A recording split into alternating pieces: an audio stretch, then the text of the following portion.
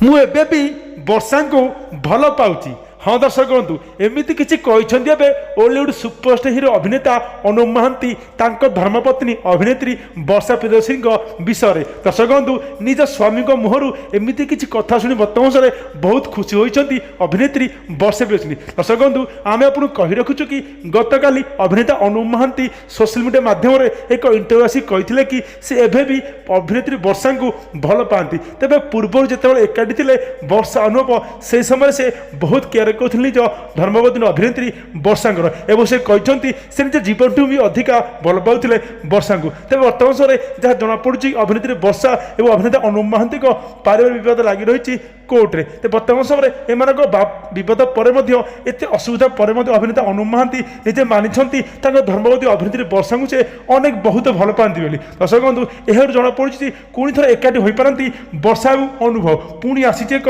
नुआ संभावना जमापड़ी वर्तमान समय खुश एकाठी हे आपंकर प्रिय जोड़ी वर्षा और अनुभव।